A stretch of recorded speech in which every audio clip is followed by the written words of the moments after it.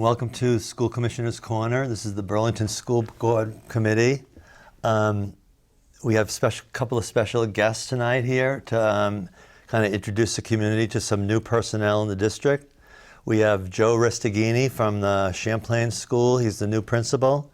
And we have Nina Oropeza, who's the principal of Sustainability Academy. And we thought we would just ask them some questions tonight to get to know them a little bit.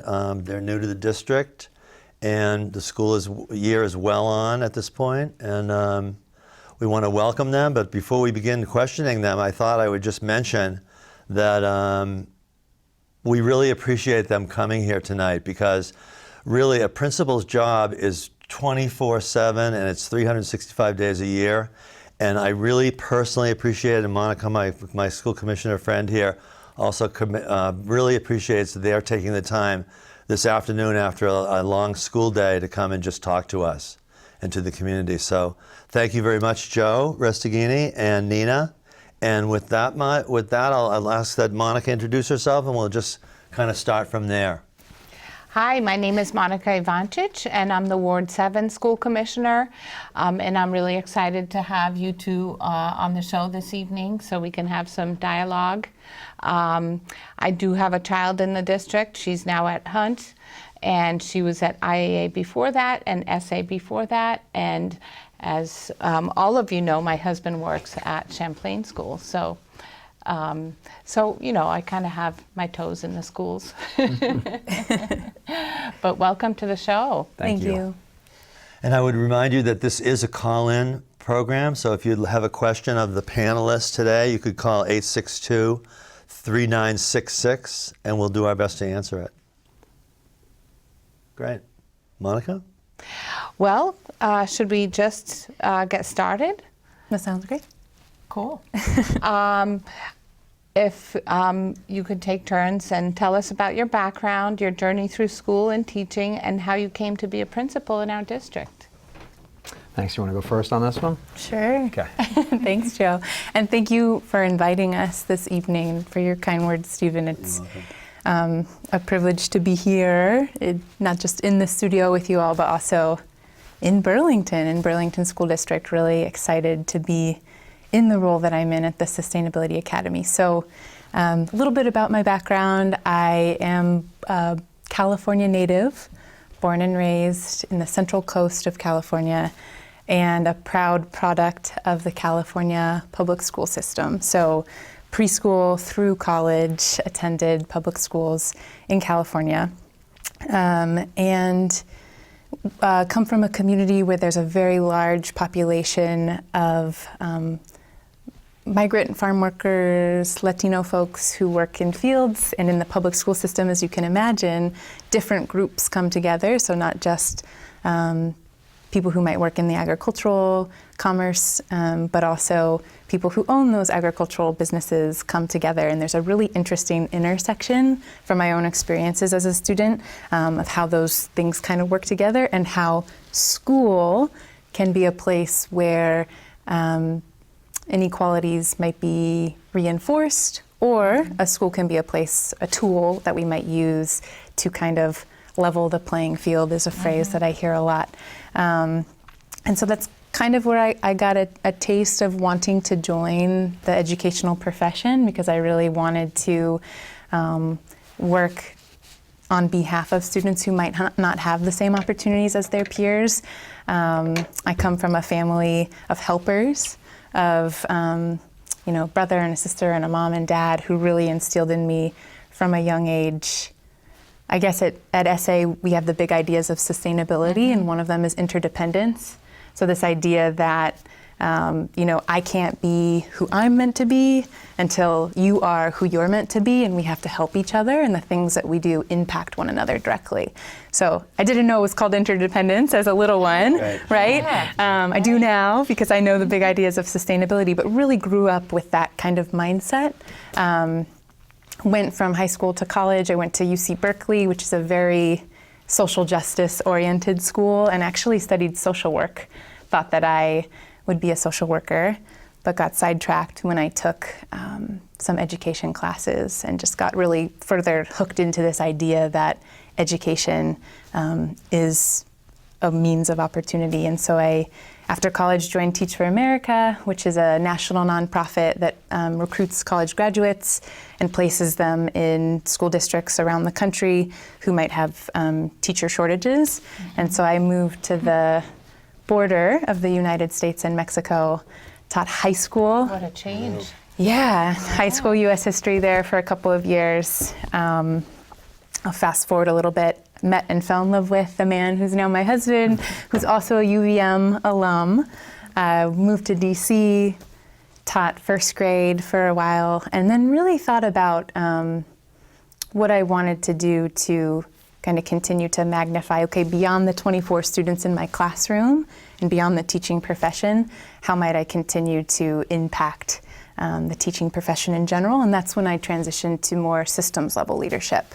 So I worked for DC Public Schools for a few years doing teacher leadership, and I can go on for a while, but yeah, I can pause there and share more about the journey to Burlington later if that's something that you're interested in as well.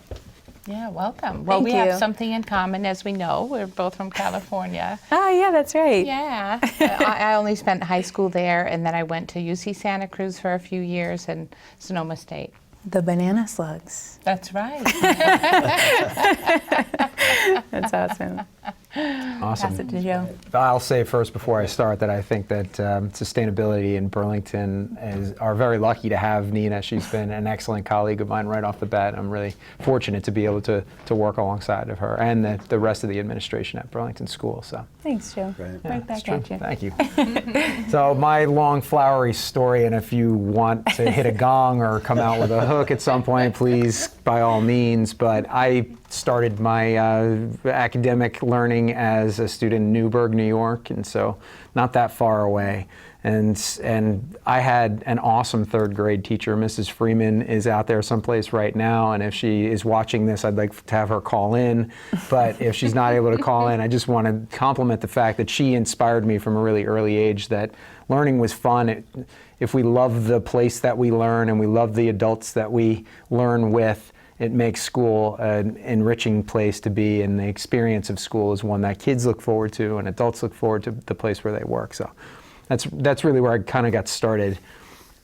And then I took kind of an adventure through trying to be a collegiate athlete, and had really great experience playing baseball, and that was really kind of guiding my decisions as a young man.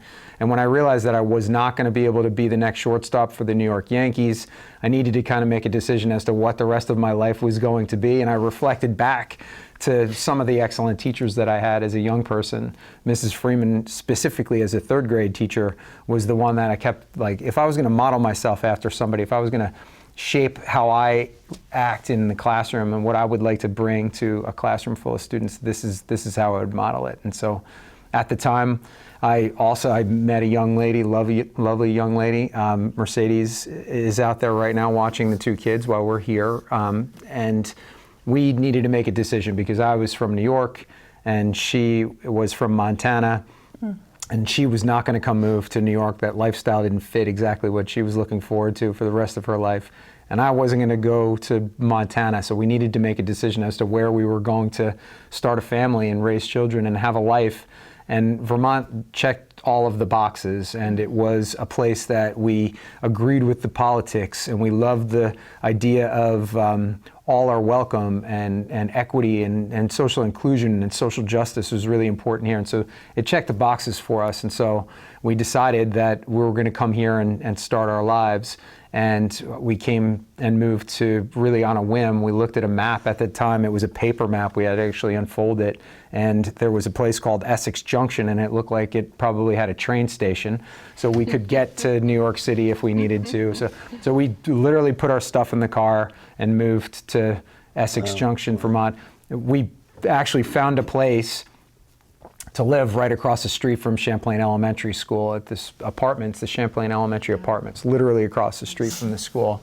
And as I was back in school, learning to be a teacher, I would come home and look across the street and say, someday I would love to be a teacher there. And a really long story short, as it happens, my experience led me to being a classroom teacher, and I started teaching 3rd grade and 4th grade in a multi-age classroom in Grand Isle County, which was awesome. I did it for 8 years. And then after that, the call to leadership occurred where there was a void. I had the opportunity to step up and become a leader where there was the need, and found the call to leadership to be something that I felt like I was able to, as Nina said, kind of give back to a larger group of people. And from that, develop my skill set enough to where now I'm lucky enough to be a part of the Burlington School District. Wow. So. That's great. Well, I'm going to speak for myself and for our entire community that we're really lucky to have both of you here. And Joe, it was really nice of you to mention Mrs. Freeman because she was your 3rd grade teacher, you said? Correct. It's amazing how individuals affect our entire lives, and some of them have no idea, Right. and others do. Right. So it was really nice. I hope she's listening. I hope so too. Yeah.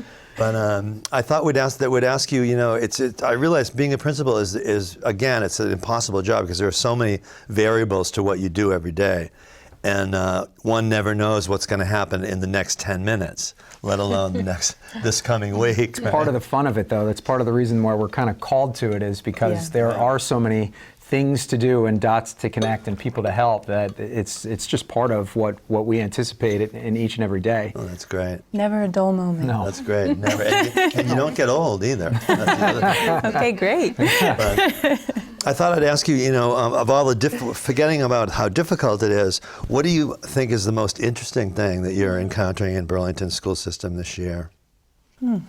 I wonder. You want to go first? Sure. Let me think about it for a second. So Burlington has so much to offer in terms of progressive opportunity for inclusion.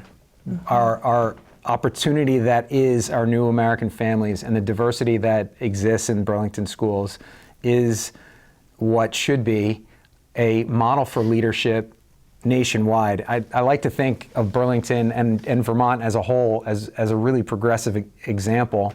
If we think all the way back to the founding of the country in 1791, when Vermont decided that it had enough of what was going on nationwide at that time, smaller nation, but nationwide with our struggle with revolutionary era government, and we made the decision to just separate. We became the Republic of Vermont, and for 14 years we chose to just do it our own way, and then we were forced into joining the nation. I still think probably at the time, had Thomas Chittenden had a louder voice, we probably still would be a republic of our own. But that particular thing, and that during that period of time, what made sense to the people in Vermont was we should abolish slavery. It doesn't make sense to have people under ownership of others. And they did. And so more than 100 years before it was actually abolished nationwide, Vermont made that common sense choice. And I see that as really what an opportunity is here for us to make common sense choices about being welcoming, being inclusionary, making sure that we're taking care of the people in our community, and that includes all people in our community. I think it's such an opportunity to really spread a message of peace and love and welcoming, and I'm honored to be a part of it. That's great. Yeah. So, and Nina, you're the principal of one of our magnet schools, Yes. the sustainability magnet school. So that kind of has there's an overriding theme to what we do in your district. Maybe you could talk about that. Maybe something you like most about your job is Totally. that. I mean, it actually, Joe, as you were talking, I think I have a very similar reflection, even being at a magnet school, and that is, or what's the most interesting or is the community. And that might sound odd, but it's so refreshing to join a true community. When my partner and I were deciding very similar story, we came to Vermont to visit. And it was kind of like, okay, are we really going to do this? Are we going to move here? And it was almost as if somebody had paid people to welcome us. Like we would go to a restaurant and people would say, oh, have you been here before? Welcome, and talk us through. And it was just so, it really made an impression on me as somebody who's not from the Northeast and who was really thinking, will I belong here? And so when I think about what's most interesting or what's most unique about SA, it really is the true community there. And that has stood out to me from that first visit, but then also starting over the summer. And meeting my staff who have been incredibly welcoming, and talking with them and hearing from them about the parents who we have at our school and the families at our school, and just how giving they are of their time and how they truly invest the resources and time and relationship in our students. And then, of course, meeting our students, right? And the thing about SA that's so cool is that we, and all of Burlington, I think is also what I hear you saying, is that we really do strive to see diversity as a strength in our community. That is probably, if not number one, really high up there in terms of things that I love and am proud of about SA. I do lunch duty on Monday, and I was in the cafeteria yesterday, and there's a little guy, a first grader, who speaks Spanish and knows that I can understand Spanish. I wouldn't describe myself as totally fluent, unfortunately. But he said to me, "Hey, can we speak Spanish right now?" I was like, "Oh, you want to speak Spanish right now?" So, we start talking, and then his friend, he had another friend in the class. I said, "Did you know he speaks Spanish too?" And both of their eyes lit up, and they started talking to each other. And another little girl goes, "Well, did you know that I can speak Nepali?" And then other kids in the class are like, "Oh, so can I?" And then somebody else said, "Oh, did you know I speak Mai?" And it was just like a really cool moment of like, yes, and that's part of what makes this community so unique, and something that we can really use as a strength at Sustainability Academy, right? Because a diverse community is a sustainable community. And That's right. Yeah. That's been just, I feel lucky to be a part of that. Yeah, and I would like to echo that. That was my experience. My daughter went there for 3 and a few months, years, and a very strong community at Sustainability Academy, very close-knit PTO in working together and donating their time, and we have family on the West Coast, so it was kind of like our family here in Burlington was Sustainability Academy and the families there.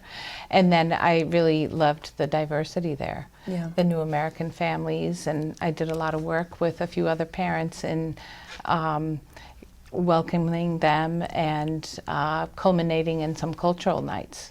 One for the Bhutanese Nepali community and one for the Somali community. So I, once you started talking about SA and community, I totally agree. I love it. It's nice to just be reminded, I first started subbing in Burlington schools to see what the system was like before I decided to run for the board. And I was also very impressed at the diverse population. And it is a strength that we have. And it's not at all a weakness, which some people might view it as. It's really this cultural strength that we have as a community that's really unique to Vermont, I think it is. So I'm so happy to hear that you both echo that idea, and as we move forward on that. Thank you. And it's nice how you drew ties to when Vermont abolished slavery.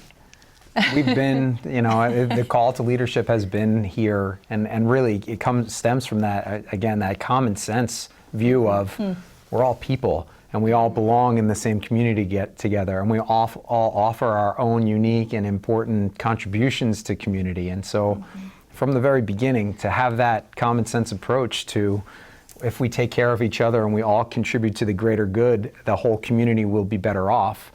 It just makes sense. I struggle with the greater challenges in our nation at this point, because it just is so, to me, to be confounding. Like, why can't we just figure this out? We should just get in a room as people. Right. Yeah. Good point. And yeah, it reminded me of like Vermont seceding from, the U.S., especially after the last presidential election and us being so close to Canada. We are quite close to Canada, aren't we? Yes, we are.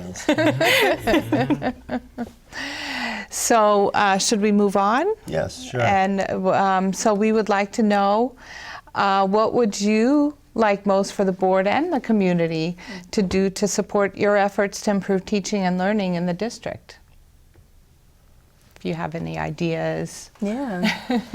Well, thanks for that question. I mean, it's nice to be asked about what we would like in our partnership. I think Where we're at right now at SA or the Sustainability Academy, I really want to invite people in and would like to say, come check us out. Come see what's going on at SA. We have a lot of great community events going on that I would love for people to come and check out if they're interested in the ideas of sustainability and place-based learning and project-based learning.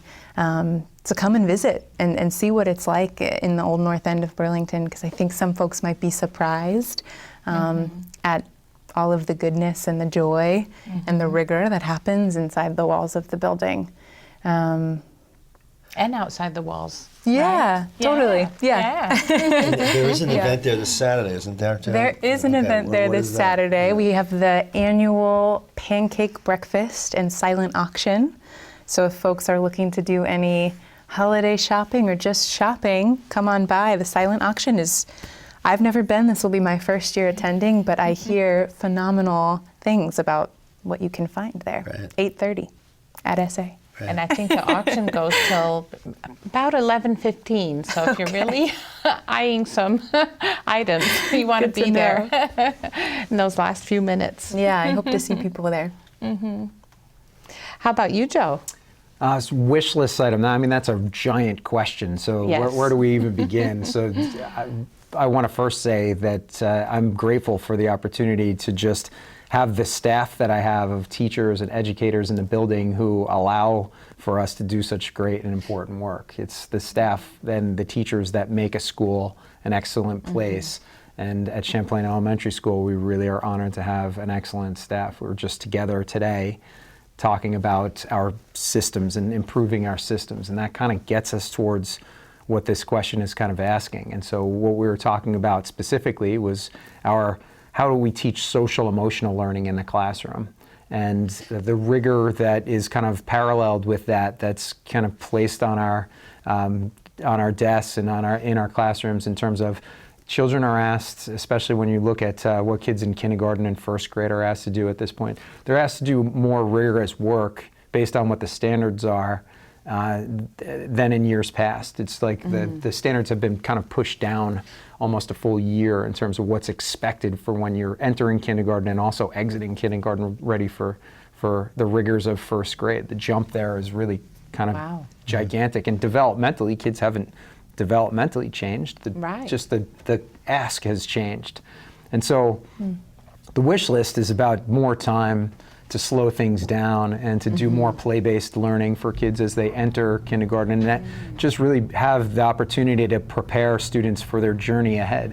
We're seeing when our kids get to 4th and 5th grade, and this was a conversation again I had today with the staff, when our kids get to 4th and 5th grade, they are adjusted and prepared and engaged as learners. But that time in kindergarten seems to have been sped up, and so the kind of the rigors that are placed upon us have made it so that play-based, that joyful learning that occurs in kindergarten is really, now we have to also be accountable to some standards that were more rigorous than they were 5 years ago. And so this is a wish list item that we consider our clientele as we go forward. And this isn't just for the Burlington School Board, but this is for our education system as a whole. It's a large scale question. So from the Burlington School Board, I am grateful for their opportunity. I'm grateful for the fact that they are willing to listen when we come to the table to ask for resources for systems improvements, and so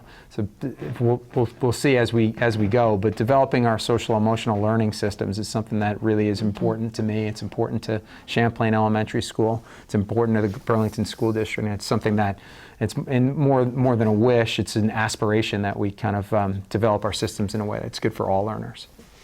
Yeah, I hadn't realized that the standards for kindergartners went up. And yeah, it's rough on those kids. And especially if they're also doing after school, they're up that whole time. And I don't know, we moved here from Madison, Wisconsin 5.5 years ago, and my daughter started kindergarten there.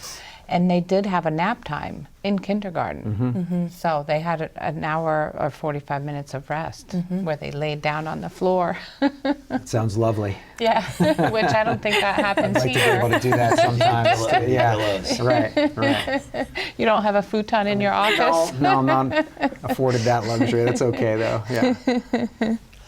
Well, I want to thank you for the presentation that you made at the board meeting last week, because the way you prioritized your needs, I thought was very helpful. We're entering this this phase now. We're planning for next year's budget, and for me, that was really, really helpful to see that you had gotten together and you'd prioritize and kind of spread out the available resources to the different schools and identified where those needs were. So that was very helpful. I'm not sure where it's going to go from here exactly, but it was a really great beginning.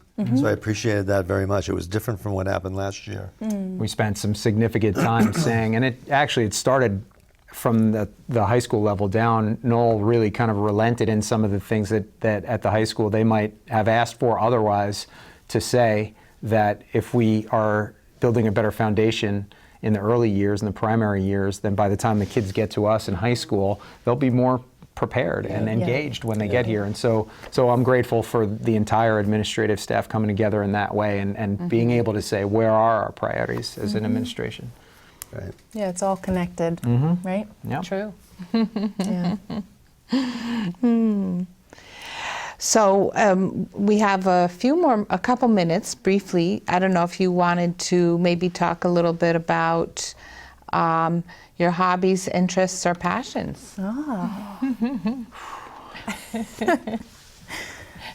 You have 30 seconds. Okay, I love to bake bread. That is a passion that I've developed. Great. Got a Awesome. sourdough starter on my kitchen counter that I will be Right feeding now? very soon. Great. Yeah. Yeah. How about you, Joe? Similar. I cook. I think it may be an educational thing, but There you just the go. creativity involved in being in the kitchen and creating something from nothing and being able to serve it to people to say, I've made this for you. Please enjoy it, or not. We'll see.